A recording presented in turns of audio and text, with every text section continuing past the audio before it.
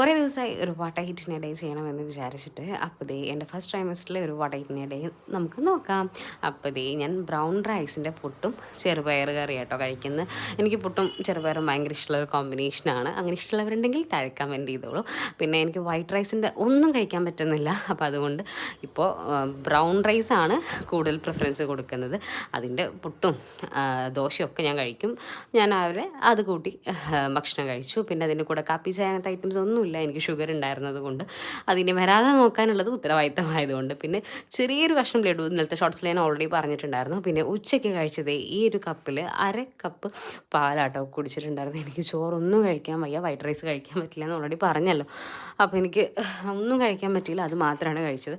പിന്നെ ഇതേ വൈകിട്ടായപ്പോഴത്തേക്കും കുറച്ച് ചക്ക വറുത്ത അമ്മ എടുത്ത് വെച്ചിട്ടുണ്ടായിരുന്നു. അത് 2-3 പീസ് കഴിച്ച് ഞാൻ എൻ്റെ വിശപ്പടക്കി.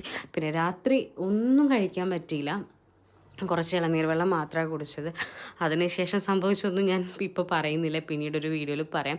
അപ്പോൾ വീഡിയോ ഇഷ്ടപ്പെട്ടാൽ ലൈക്ക് ചെയ്യാൻ മറക്കണ്ട.